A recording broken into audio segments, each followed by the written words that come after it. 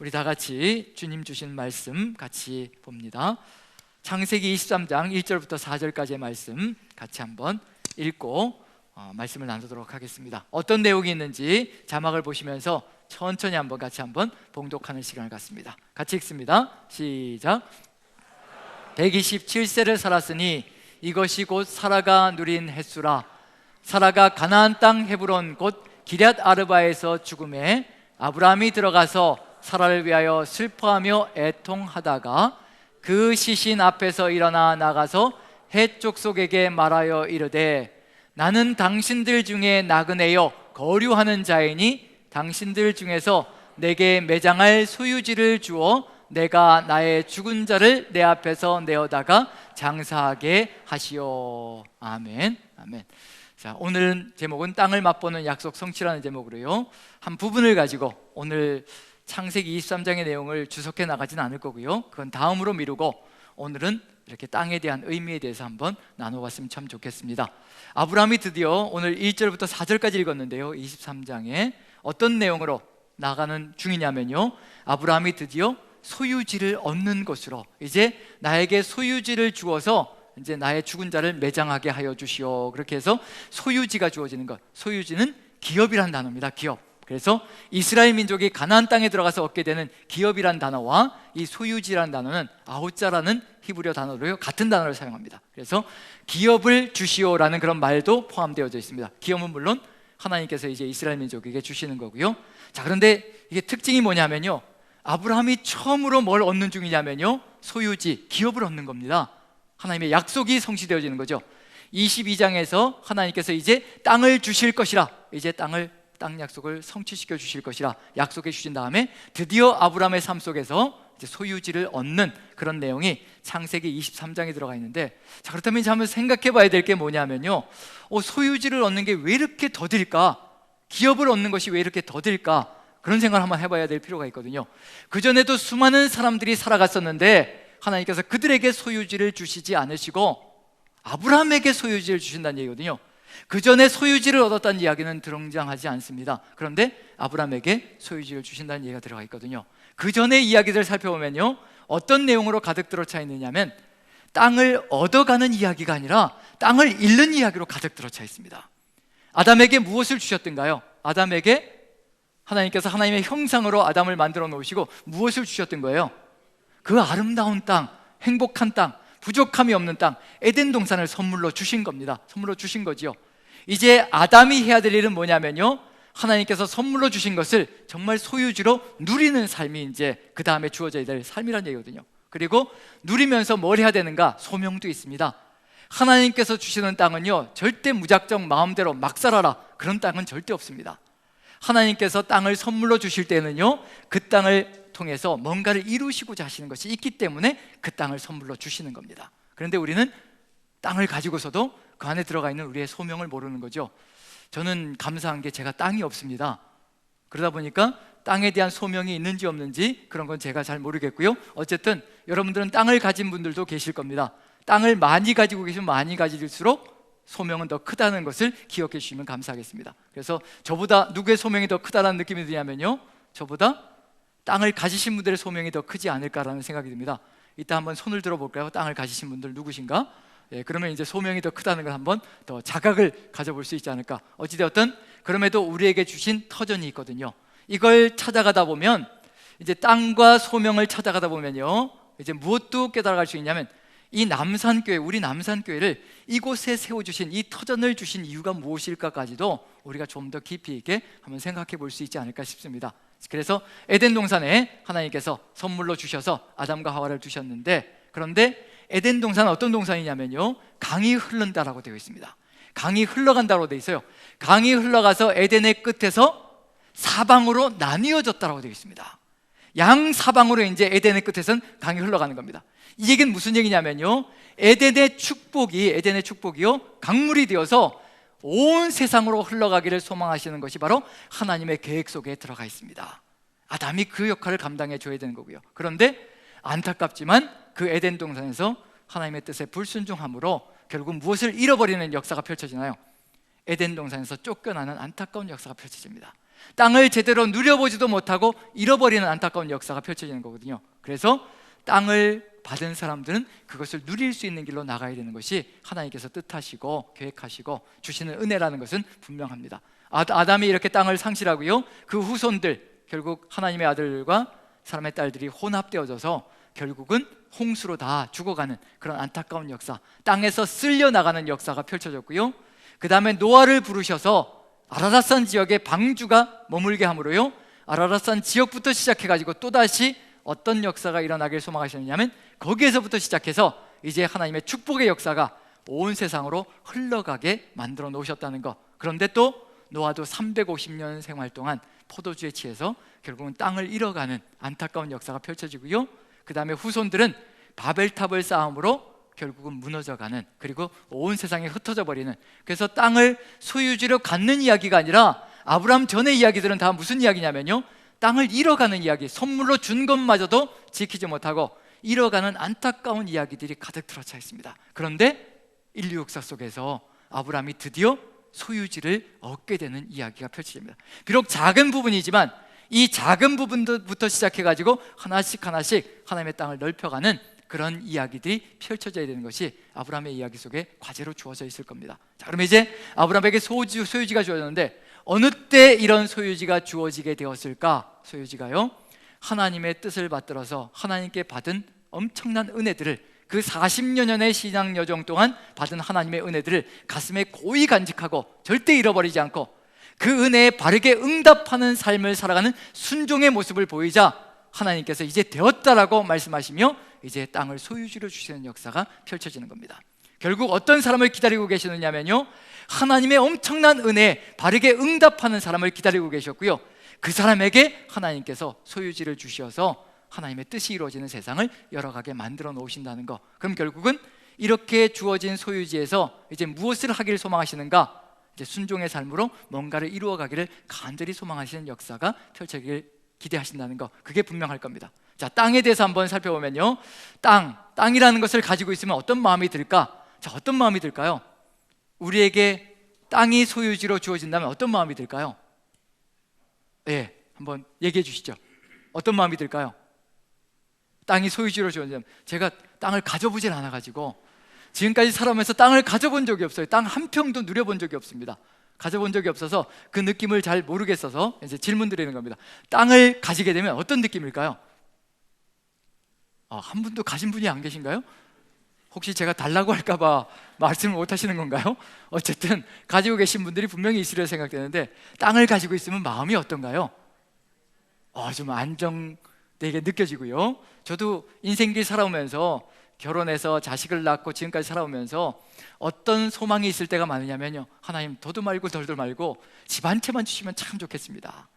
제 이름으로 되어져 있는 집 한 채만 주셔도 마음이 좀 안심하고 안정되게, 2년만 되면 전세 계약 끝나서 또 옮겨가야 되고 이렇게 해야 되고, 이런 시간에 따라서 이렇게 끊임없이 뭔가를 자꾸 움직여야 되고 옮겨가야 되는 이런 마음이 들 때마다 좀 마음이 버거워지고 힘겨워질 때가 많은데, 아마 안정된 터전이 주어지면 상당히 마음이 편안하지 않을까라는 생각이 듭니다.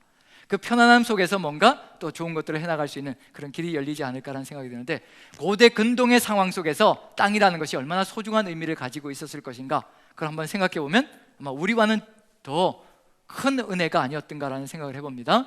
고대 근동의 생활은 주로 농사와 목축이 주업이었고요, 그게 바로 삶의 길이었습니다. 결국은 농사와 목축을 하게 된다면요, 뭐가 가장 필요한 상황이냐면요, 땅이 반드시 필요합니다. 농사를 짓기 위해서 땅이 필요하고요, 그리고 짐승들에게 풀을 먹이기 위해서 땅은 반드시 필요한 거거든요.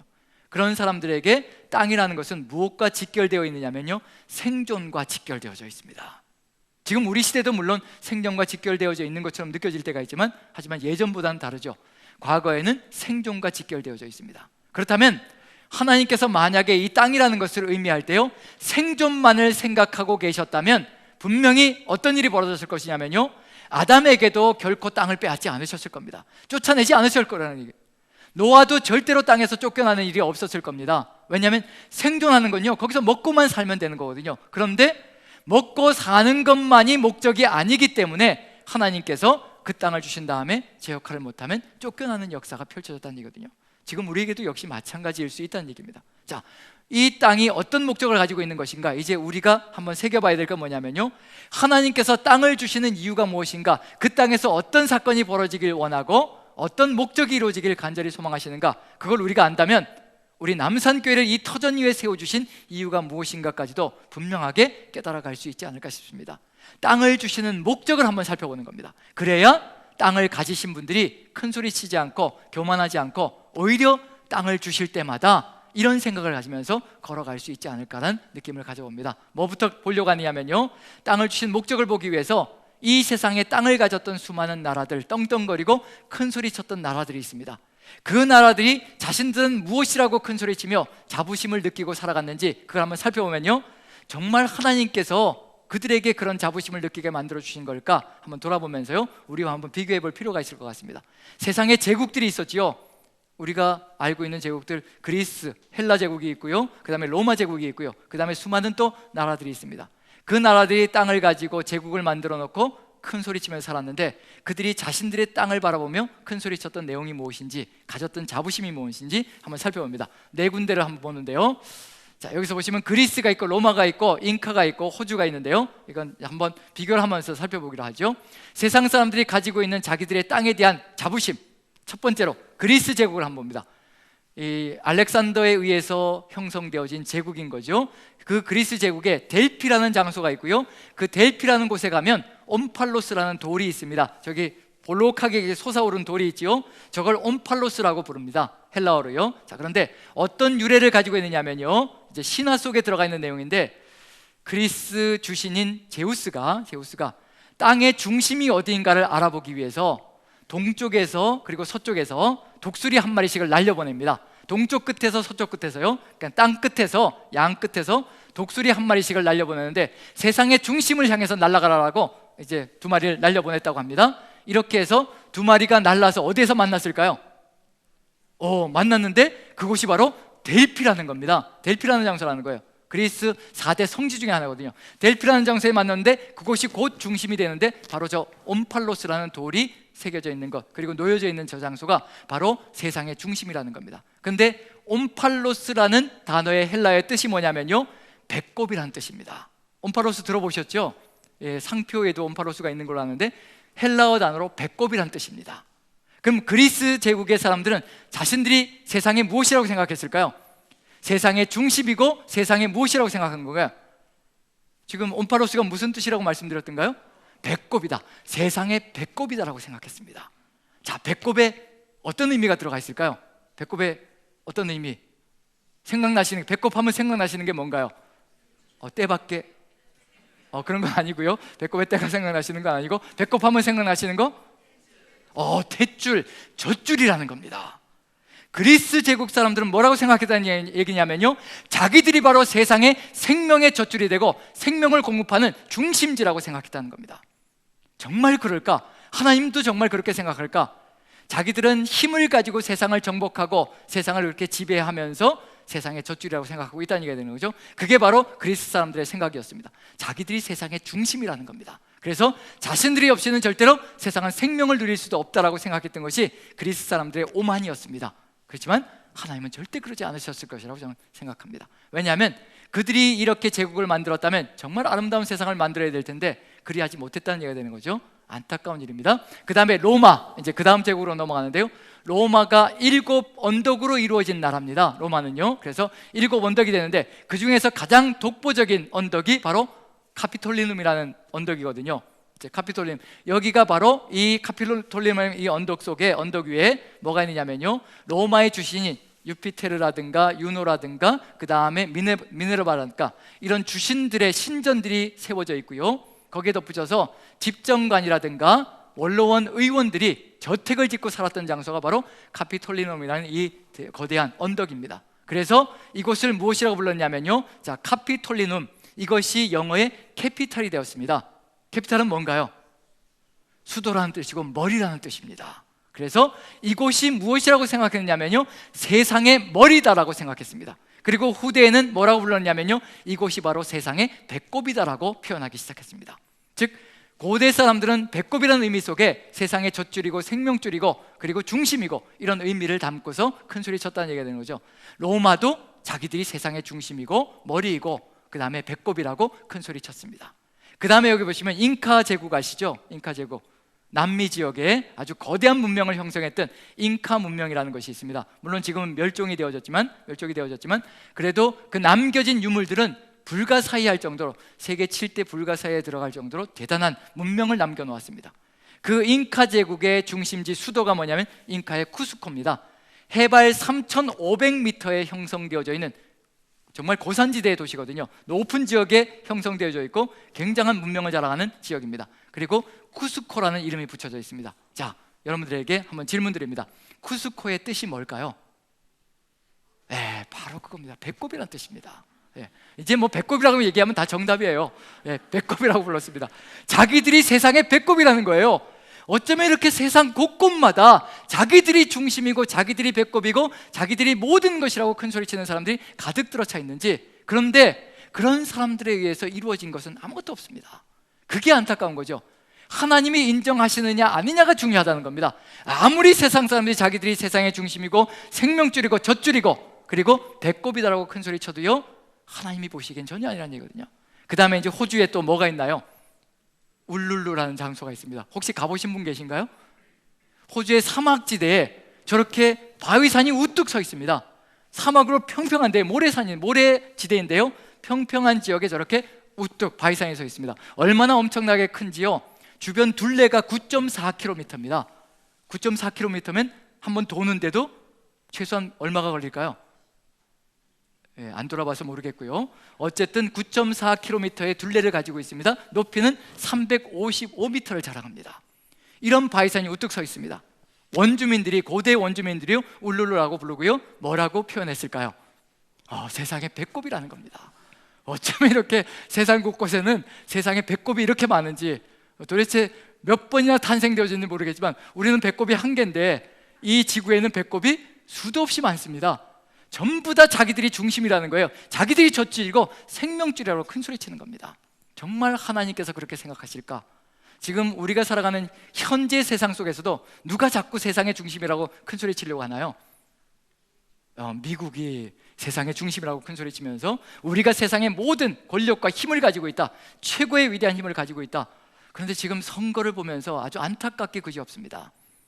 어떻게 지도자가 바뀌는 순간에 폭동이 일어날 수 있냐는 얘기예요. 그런 상황으로까지 가고 있는 것이 정말 하나님의 뜻으로 이루어진 나라가 미국이란 나라였거든요. 지금도 대통령이 선서를 할 때 성경에 손을 얹고 선서를 하는 나라가 미국이란 나라입니다. 그런데 살아가는 방식은 완전히 달라져 가고 있습니다. 이런 일들이 벌어져 있거든요. 하나님의 뜻으로부터 멀어져 가고 있는 것이 너무나 안타까운 모습입니다. 중국, 이제 이걸 또 미국의 뒤를 이어서 이제 누가 세상의 중심이 되려고 하고 있는 중이냐면요, 중국. 이름도 중국이잖아요. 가운데 중자잖아요. 중화민국. 세상에 뭐란 얘기예요? 세상의 중심이라는 겁니다. 자기들이 중심이라는 얘기죠. 그리고 우리 시대에도 역시 마찬가지로요, 세계 지도를 만드는 나라마다 각 나라마다 세계 지도를 그려놓잖아요. 그런데 각 나라마다 세계 지도를 만들 때 어디가 중심으로 들어가 있을까요? 그렇죠. 우리나라가 세계 지도를 만들면요, 한반도가 중심에 들어가 있습니다.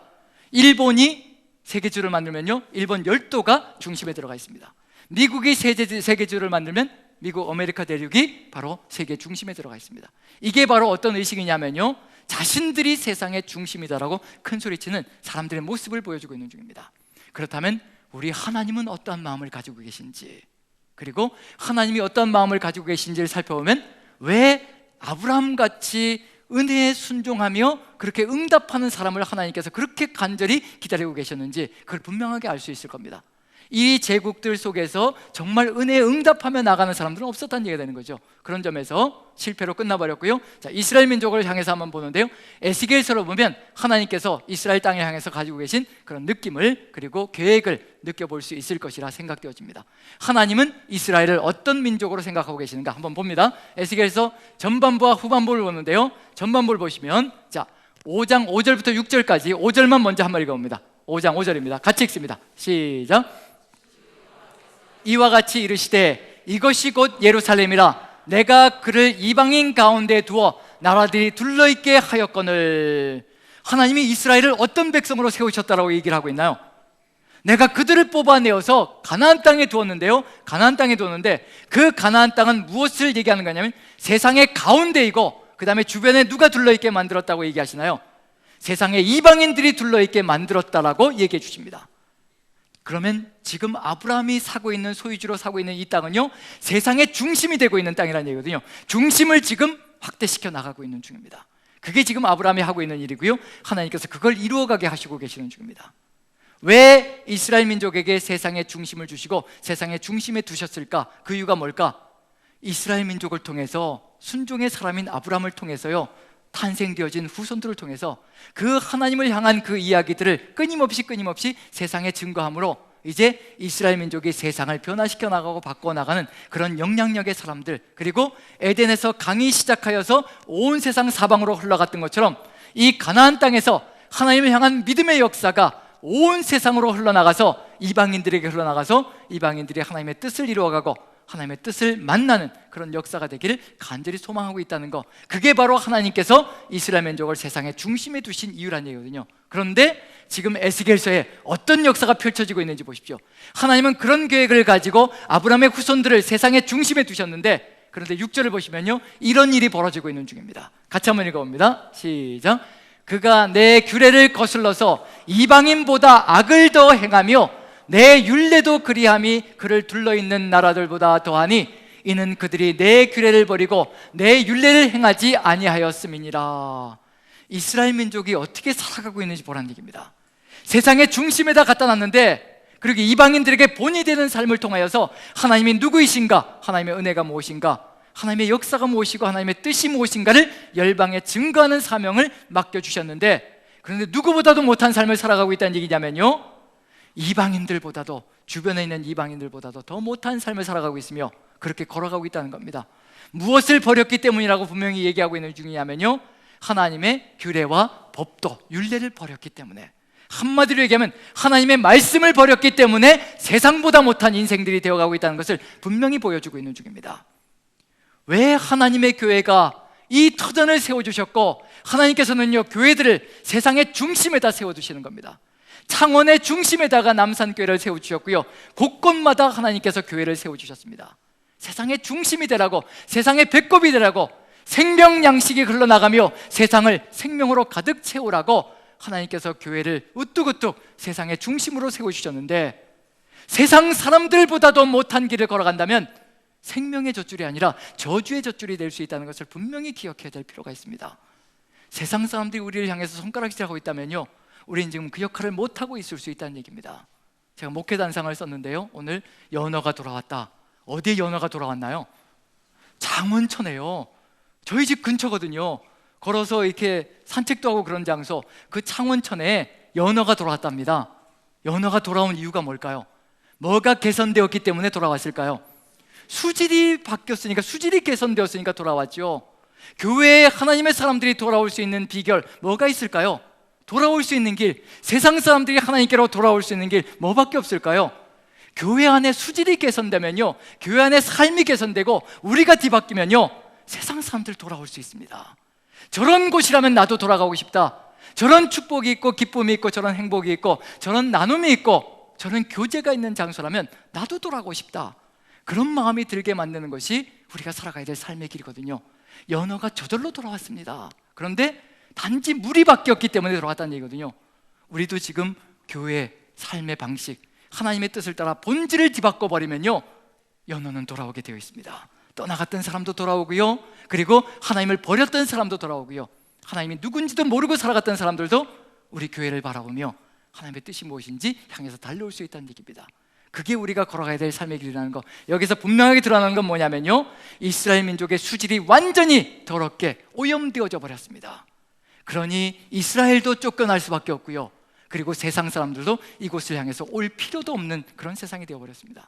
세상보다도 못하니 어떻게 그곳을 향해 갈 수 있겠냐는 얘기예요. 그래서 결국 에스겔서 전반부에는 무슨 일이 벌어지냐면요, 에스겔서 24장까지 결국은 바벨론에 의해서 초토화가 돼서 쫓겨나 버리는 안타까운 역사, 또 땅을 잃는 역사가 펼쳐집니다. 그리고 후반부로 넘어가면 이렇게 쫓겨난 백성임에도 불구하고 하나님께서는 또다시 희망을 가지시고 그들을 회복시켜 주시는 겁니다. 우리를 회복시켜 주시듯이. 그래서 에스겔서의 후반부에 가면요, 이스라엘 민족을 다시 회복시켜서 그 땅으로 돌아오게 하실 것이라는 기대를 갖게 만듭니다. 이런 미래가 있을 것이라. 12절 보시면 38장 12절을 한번 읽어보죠. 만약에 회복되어진 이스라엘을 누구든지 공격하려고 한다면요, 하나님이 그때는 가만히 있지 않을 겁니다. 우리가 무엇만 하면 되는지 보시라는 얘기입니다. 12절 같이 한번 읽어봅니다. 같이 시작.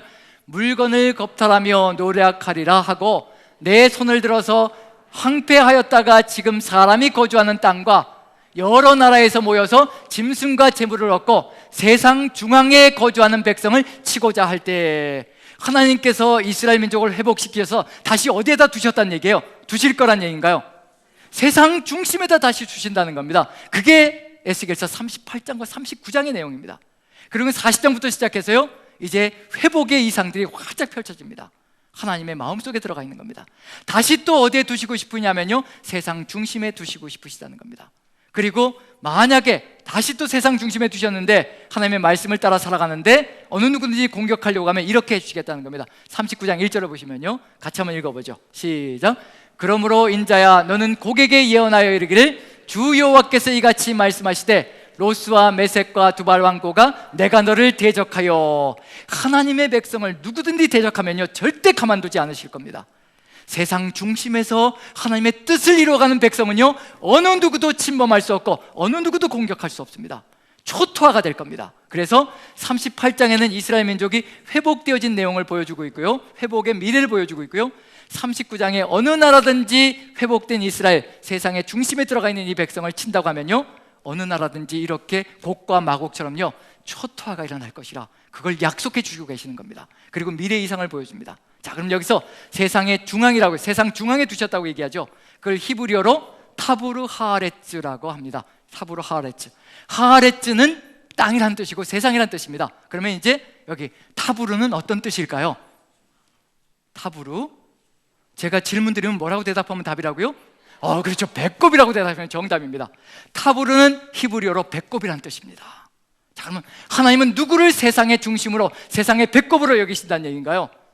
하나님의 백성 이스라엘, 오직 하나님의 뜻을 받들어 걸어가는 사람을 세상의 중심이, 그리고 세상의 배꼽으로 여기시며 이루어 가신다는 얘기입니다. 여기에서 뭐가 나가기 때문이냐면요, 생명의 젖줄이 나갈 수 있는 것은 뭐밖에 없기 때문이냐면요, 하나님의 말씀을 가진 백성만이 세상 속에 생명의 양식을 공급할 수 있는 유일한 존재라는 겁니다. 그 어떤 존재도 배꼽이 될 수 없다는 겁니다. 이 세상에 생명의 양식을 공급하는 것, 하나님의 교회 이외에는 절대로 이 세상에 그 어떤 이름도 구원 얻을 이름을 준 바가 없다는 겁니다. 오직 예수 그리스도밖에는 구원 얻을 이름을 준 바가 없다는 점에서 하나님의 교회만이 세상의 생명줄이고요, 젖줄이라는 겁니다. 우리 남산교회를 이 터전 위에 세워주신 것, 무엇이 되라는 얘기냐면요, 이 창원 지역의 배꼽이 되고 중심이 되어서 생명의 젖을 공급하는 그런 역사를 이루어가기를 간절히 소망하는 하나님의 마음이 가득 들어차 있는 겁니다. 그래서 누가 필요했느냐면요, 그래서 아브라함이 필요한 겁니다. 아브라함이라는 순종의 사람을 만나고 나서 정말 이와 같은 삶이라면 이제 어떤 터전이든지 하나님의 땅으로 바꾸어서 세상의 중심을 만들어갈 수 있는 존재라는 것을 보셨기 때문에 하나님께서 아브라함의 그 은혜에 순종하는 그 삶을 보시고 이제 소유지를 주셔서 그 땅을 세상의 중심으로 만들어 가시려고 하는 하나님의 간절한 소망이 들어가 있습니다. 그러면 이제 우리가 걸어가야 할 길도 환하게 드러나는 거죠. 우리는 이 지역의 생명의 젖줄, 세상의 중심이 되어야 되고요, 창원의 중심이 되어야 하고요, 창원의 배꼽이 되어야 합니다. 그 배꼽을 통해서 무엇이 흘러나가게 만들어야 되느냐면요, 하나님의 생명의 말씀이 끊임없이 흘러나가게 만들어가는 것, 그게 바로 우리의 소명 속에 포함되어 있을 겁니다. 그리고 이스라엘 민족, 아브라함의 후손들, 그 생명의 젖줄을 흘려보낼 수 있는 길, 그것을 이제 어디에 들여보내기 전에 다시 한 번 더 점검하시냐면요, 가나안 땅을 바로 눈앞에 두고요, 이스라엘 신세대에게 이제 너희가 가나안 땅에 들어가서 그 땅을 누리고 그 땅을 생명의 젖줄이 되게 만들어서 세상의 중심이 되게 만들어서 세상을 이끌어 나갈 수 있는 길, 그것을 이제 알려주십니다. 그게 뭐냐면 신명기입니다. 신명기의 내용 하나하나는요, 세상 속에 들어가서 세상의 중심이 되어서 생명의 젖줄을 흘려보낼 수 있는 길이 그 안에 다 들어가 있습니다. 다 보진 못하겠고요, 4장만 한번 봅니다. 4장의 시작과 중심과 끝만 보는데요, 바로 이와 같은 길을 걸어가면 세상의 중심이 될 수 있을 것이고 세상의 중심에서 하나님의 소명을 이루어가는 존재가 될 수 있을 것이라. 자, 4장 1절 같이 한번 읽어봅니다. 1절 같이 시작. 이스라엘아, 이제 내가 너희에게 가르치는 규례와 법도를 듣고 준행하라. 그리하면 너희가 살 것이요 너희 조상의 하나님 여호와께서 너희에게 주시는 땅에 들어가서 그것을 얻게 되리라. 어떻게 된다고 얘기하고 있나요? 그 땅을 얻게 되는데 어떻게 살아가면 그 땅을 얻게 된다라고 말씀해 주시고 계시나요? 하나님이 가르쳐 주시는, 하나님이 주시는 규례와 법도를 준행하여 살아간다면 그 땅을 얻게 될 것이라고 분명히 얘기하고 있습니다. 누가 걸어갔던 길과 똑같으냐면요, 아브라함의 후손들이니까 아브라함과 똑같은 길입니다. 아브라함이 하나님의 은혜에 응답하며 순종의 삶을 보였을 때, 하나님의 음성에 철저하게 순종하는 순종의 삶을 보였을 때 소유지를 얻게 되는 놀라운 역사가 펼쳐졌습니다. 이제 아브라함 한 사람이 약간의 부분의 땅을 얻은 겁니다. 그런데 이스라엘 민족으로 확대되어졌습니다. 이 이스라엘 민족이 하나님의 뜻에 순종하면요, 이제 가나안 땅 전체가 하나님의 땅으로 변화되는 놀라운 역사가 펼쳐질 겁니다. 아브라함 한 사람은 고작해야 매장지 한 부분을 소유지로 얻을 수 있겠지만요, 하나님의 이스라엘 민족 전체가 아브라함 내 후손이 되어서 하나님의 뜻을 이루어간다면요, 이제 가나안 땅 전체가 하나님의 땅이 될 것을 기대하고 계시는 겁니다. 나의 명령과 규례와 법도만 지키며 준행하며 걸어가 보아라. 그 땅을 얻게 될 것이라. 실제로 그런 역사가 펼쳐지지요. 여호수아서 속에서요. 여호수아서 속에서 여리고성에서 이스라엘 민족이 뭘 했던가요? 한 가지밖에 한 게 없습니다. 하나님께서 말씀하시고 명령하신 대로 그대로 똑같이 했습니다. 아무리 세상 사람들이 바보 같다고 얘기해도요, 그저 여리고성을 하루에 한 바퀴씩 돌라, 한 바퀴 돌고 멈추는 겁니다. 7째 날은 7바퀴 돌아라. 그러면 하나님께서 명령하신 대로 그대로 하는 겁니다. 한 바퀴 돌 때 아무 일도 벌어지지 않고요, 세상 사람들은 조롱합니다. 여리고성에서 정말 조롱했을 겁니다. 전쟁하러 들어와서 돌기만 하냐? 빙빙 돌기만 하냐? 돌아버려라. 그런 얘기를 할 수도 있다는 얘기거든요.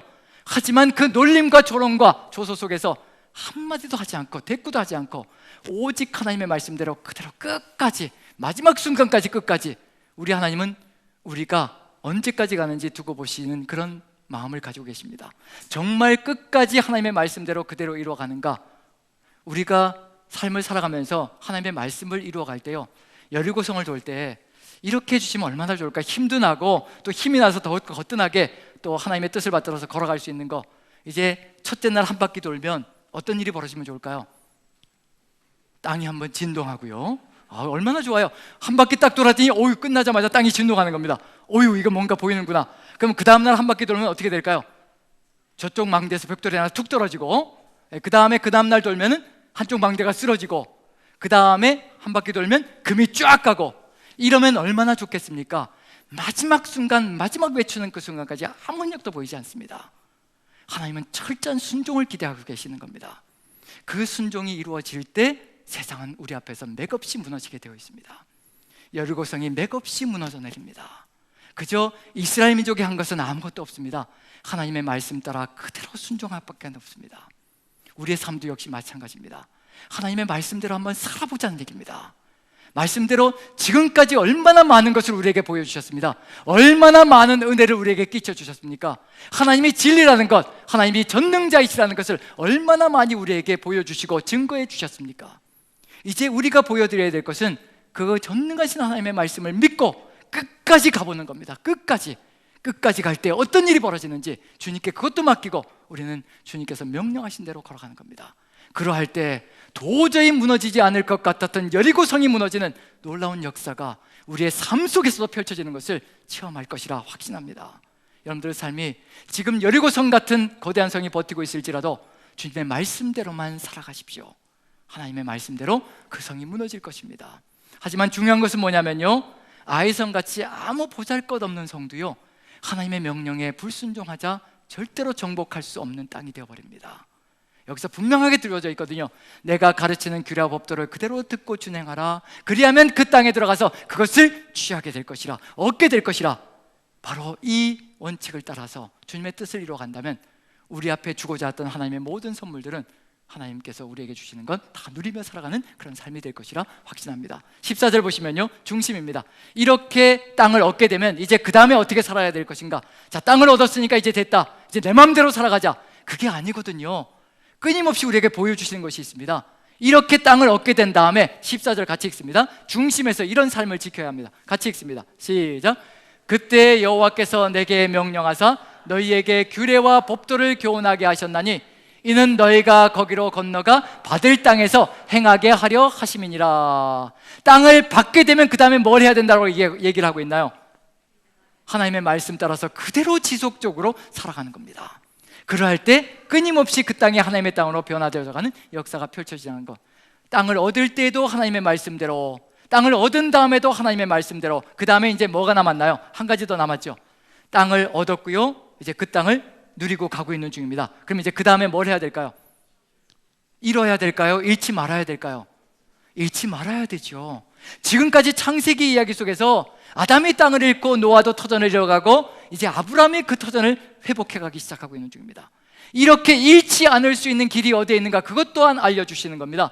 그가 가득 들어차 있습니다. 40절 마지막 결론을 읽으면요, 같이 읽어봅니다. 시작. 오늘 내가 내게 명령하는 여호와의 규례와 명령을 지키라. 너와 내 후손이 복을 받아 내 하나님 여호와께서 내게 주시는 땅에서 한없이 오래 살리라.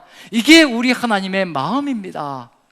주신 땅을 절대로 잃지 않고요, 평생을 우리가 살고요, 우리의 후손들까지 그 땅에서 한없이 오래 살기를 간절히 소망하시는 것이 우리 하나님의 마음속에 들어가 있습니다. 우리만 누리는 것이 절대 아니라는 겁니다. 우리의 순종이 자녀들의 순종으로 넘어갈 때요, 하나님께서 예배해 주시고 주신 그 땅이 우리가 평생 누리고 우리의 자녀들도 한없이 누리는 땅으로 연결시켜서 갈 수 있다는 겁니다. 땅을 얻을 때에도 하나님의 말씀을 따라서, 그리고 땅을 얻은 다음에 살아가는 삶의 방식도 하나님의 말씀대로, 그리고 누려가는 거고요, 그 다음에 그 땅에서 절대로 쫓겨나지 않고 그 땅을 영구히 누릴 수 있는 길도 하나님의 말씀대로, 한 가지만 하면 되는 겁니다. 하나님의 말씀대로 끊임없이 우리의 삶을 이루어간다면 이 세상 속에서 흔들림 없이 살아가는 존재가 될 수 있을 것이라, 바로 이것이 가나안 땅에 들어가기 전에 하나님께서 알려주시는 내용들입니다. 그리고 가나안 땅에 들어가서도요, 하나님께서 이스라엘 민족이 이러한 정신을 잃어버리려고 할 때마다 하나님이 누구를 보내십니다. 누구를 보내시나요?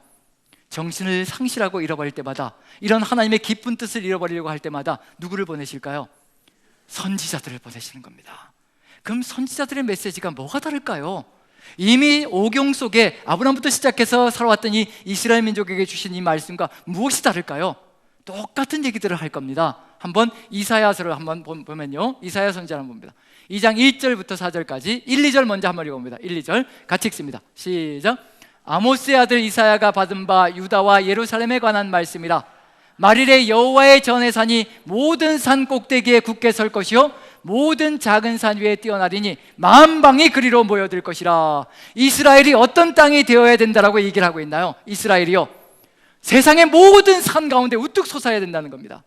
예루살렘 산이요, 그리고 세상의 모든 산들이 우러러보는 장소가 되어야 된다는 겁니다. 뭐가 되어야 된다는 걸 얘기하고 있는 중이냐면요, 제발 세상의 중심이라는 것을 잊지 말아야 된다는 겁니다. 중심이라는 것, 하나님께서 중심으로 만들어 주셨다는 것, 그걸 잃지 않고 끊임없이 살아가야 된다는 겁니다. 그런데 이게 2장부터 시작되어지는 겁니다. 1장에는요, 이스라엘이 죄악으로 가득 들어차 있는 모습을 보여주고 있습니다. 이제 곧 쫓겨나기 직전까지 가버린 이스라엘의 모습을 이사야서 1장이 그대로 보여주고 있습니다. 죄악으로 가득 들어차 있습니다.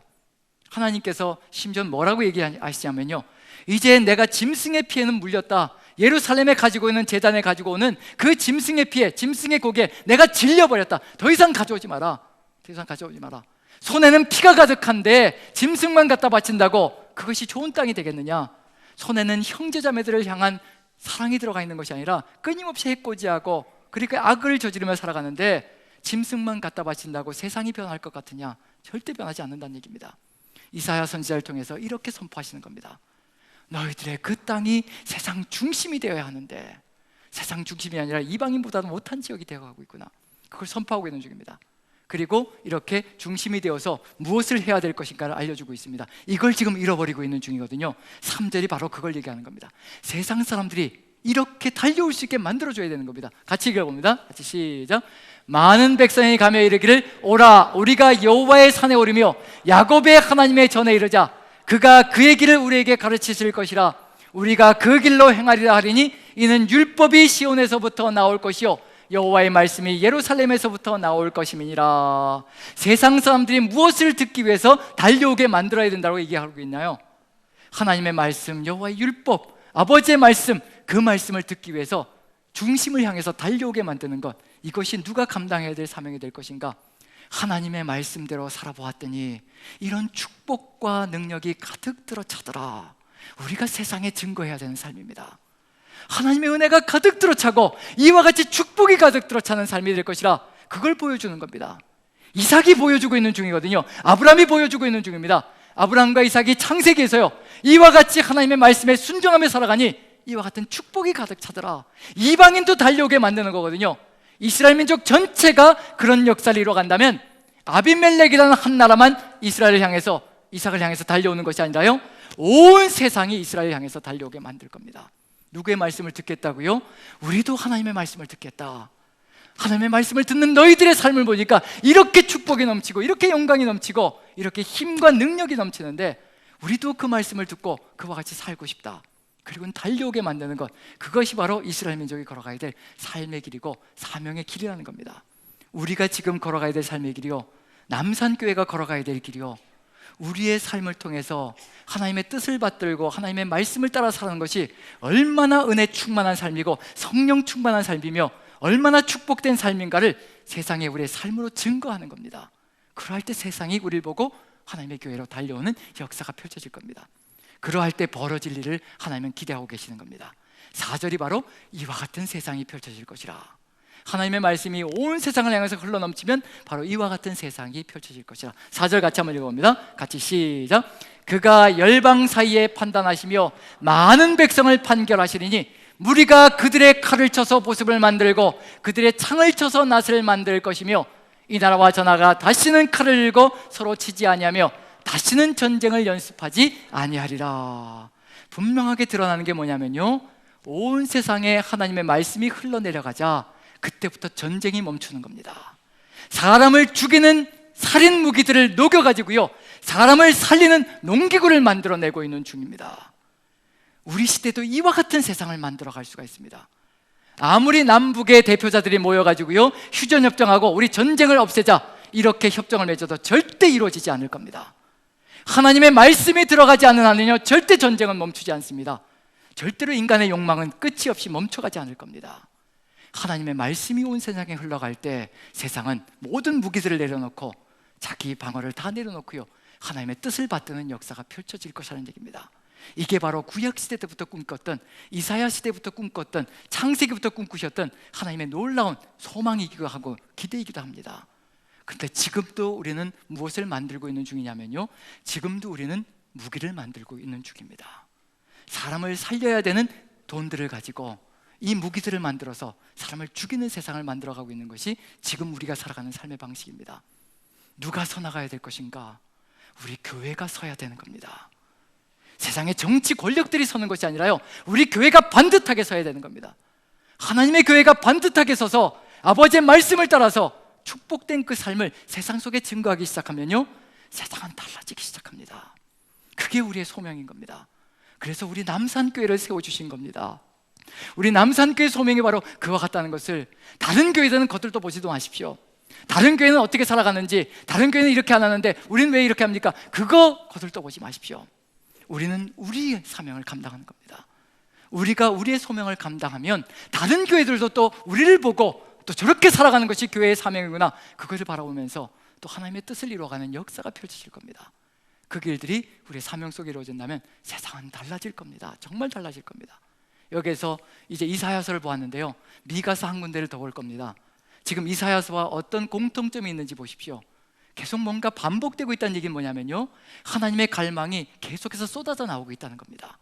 미가의 시대도 역시 마찬가지로 이사야의 시대와 같은 시대인데요, 미가 선지자가 어떻게 선포하고 있는지 미가서 4장을 한번 봅니다. 4장을 1절 2절 같이 한번 읽어봅니다. 어디서 보셨는지 한번 살펴보시기 바랍니다. 자, 같이 읽습니다. 시작.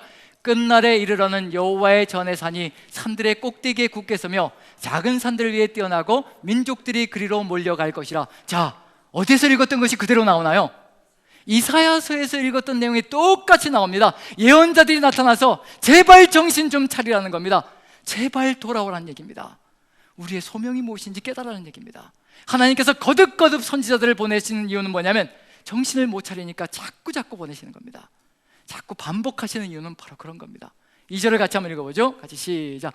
곧 많은 이방 사람들이 가며 이르기를 오라 우리가 여호와의 산에 올라가서 야곱의 하나님의 전에 이르자.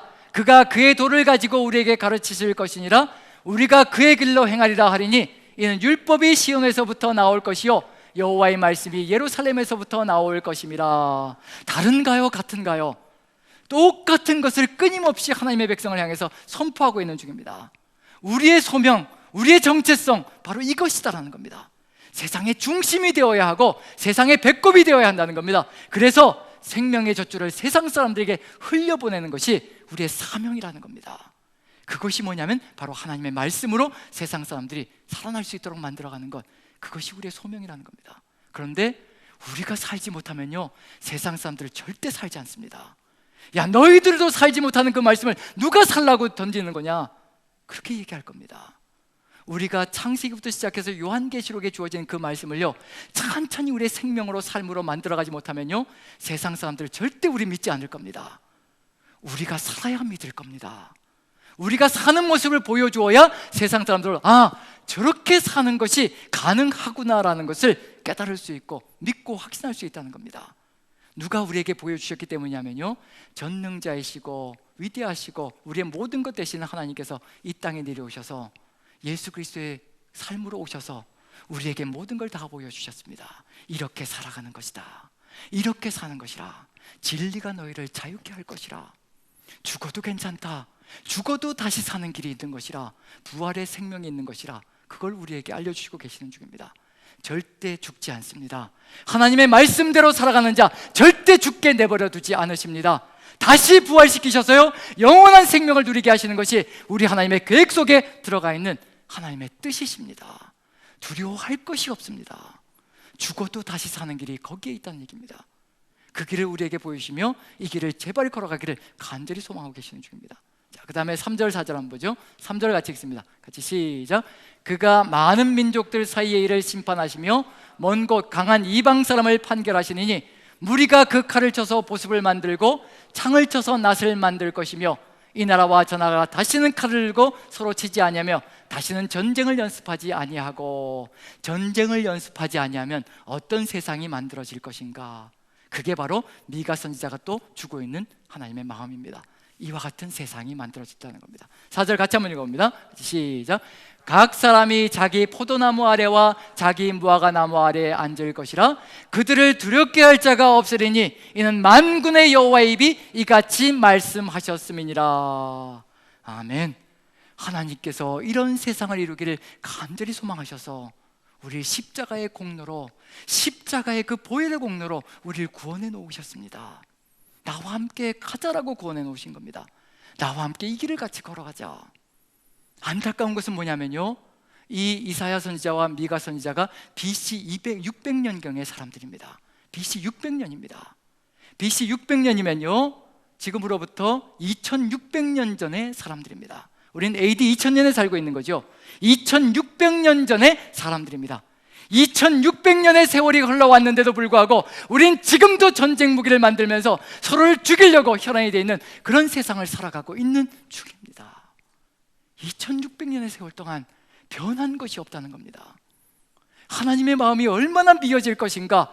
자식들이 이런 삶을 살기를 간절히 소망하시는데 포도나무 아래와 무화과나무 아래에서 서로 평화를 누리며 아무것도 두려워할 것이 없이 정말 천국을 누리면서 살아가기를 간절히 소망하는 것이 우리 하나님의 간절한 소망 속에, 가슴 속에 차고 넘쳤는데, 그런데 지금 이 시간까지도 우리는 서로를 해코지하며 죽이는 그런 세상을 만들어가고 있습니다. 무엇이 무너졌기 때문일까?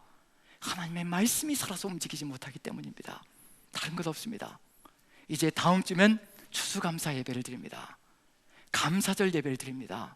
이제 일주일 동안 우리가 기억해야 될 것이 있습니다. 감사절 예배가 은혜로 가득 들어차기 위해서는요, 찬양으로 가득 들어차기 위해서는요, 감사가 가득히 들어차기 위해서는요, 제발 일주일의 삶 속에서 하나님의 은혜가 무엇인지 천천히 돌아보시기 바랍니다. 나에게 주신 은혜가 무엇인지, 나에게 베풀어 주신, 지금까지 하나님께서 베풀어 주신 그 은혜가 무엇인지, 그것이 우리 가슴 절절하게 일주일에 3만이라도 가득 채우면요, 우린 추수감사절 주일 예배를요, 영광의 예배로, 감격의 예배로 하나님께 우리의 모든 것을 다 헌신하는 그러한 예배로 올려드리는 날이 될 겁니다. 그 은혜가 우리를 만들어 갈 것이고요, 그 은혜가 우리를 변화시켜 갈 것입니다. 그 은혜가 응답하게 만들어 갈 것입니다. 지금 응답하지 못하더라도 괜찮습니다.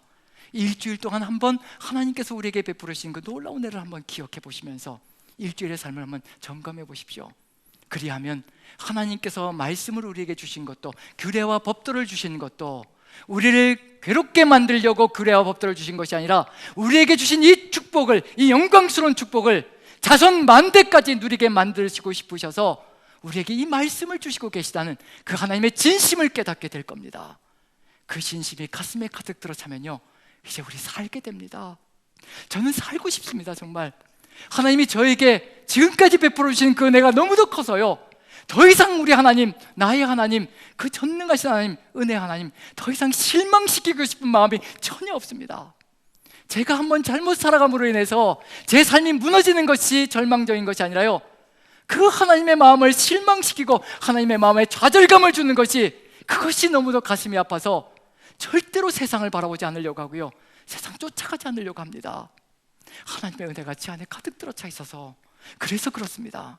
그래서 살자라고 여러분들에게 외쳐대는 겁니다. 이젠 제발 좀 살자라고 외쳐대는 겁니다. 그만큼 받았으면, 그만큼 누렸으면 이제는 제발 좀 살자라는 겁니다. 우리가 살아야 세상도 살 수가 있기 때문에 그렇습니다. 우리를 세상의 중심에 세워놓으시고 우리를 하나님의 뜻을 이루어가는 존재로 세워놓으신 것, 우리를 통하여서 세상을 구원하시려고 그러시는 겁니다. 이제 우리가 주의 성령께서 함께 하시는 성령의 전이 되었으니 이제 어떤 장소로 가라고 얘기할 필요가 없습니다. 우리가 성령께서 함께 하시는 전입니다. 하나님의 전입니다. 하나님의 말씀이 가득 들어차 있는 존재입니다. 우리가 걸어가는 곳마다 우리가 교회이고요, 우리가 걸어가는 곳이 세상의 중심입니다. 세상의 배꼽입니다. 왜냐하면 우리 안에 하나님의 말씀이 가득 들어차 있으니 우리가 세상의 중심이 되고 배꼽이 되어서 세상을 향해서 힘차게 전진해 걸어간다면요, 세상 사람들이 우리를 통하여서 살아계신 하나님을 볼 것입니다. 하나님의 놀라운 영광을 볼 것입니다. 그 영광 속에서 우리 하나님께 예배하는 예배자들이 우뚝우뚝 세상 곳곳에서 서나갈 것입니다. 여러분들 모두가 이 세상의 중심이 되고 세상의 배꼽이 되어서 하나님의 생명 양식을 온 세상에 공급해 주시는 이 창원 지역을 하나님의 땅으로 바꿔 나가시는 여러분들 되시기를 간절히 축원드립니다. 기도하겠습니다. 사랑의 하나님, 우리를 생명줄로 젖줄로 세상의 중심으로, 세상의 배꼽으로 세워주시니 참으로 감사합니다. 우리가 아니면 하나님의 말씀을 세상에 공급해 줄 수 있는 존재가 없으니 우리가 얼마나 소중한 존재인지를 깨닫게 됩니다. 하나님, 이 소명, 이 사명 잃지 않게 도와주시옵소서. 하나님께서 이 사명을 이루게 하시려고, 이 소명을 이루게 하시려고 지금도 불철주야 우리의 삶 속에 은혜를 끼쳐주시고 우리의 삶을 이끌어 가시는 것 우리가 너무나 잘 압니다. 그 은혜 가슴에 새기고 또 새겨 아버지의 말씀에 응답하는 존재들 되게 도와주시옵소서. 오늘도 우리에게 주신 은혜를 기억하게 만들어 주시어 하나님의 뜻을 받들 수 있도록 이끌어 가실 줄로 믿고, 우리가 이제 서 있는 곳마다 세상이 중심이 될 수 있도록 주의 권능으로 역사하여 주실 줄 믿사오며 우리 구주 예수 그리스도 귀하신 은 받들어 감사하며 기도합나이다. 아멘.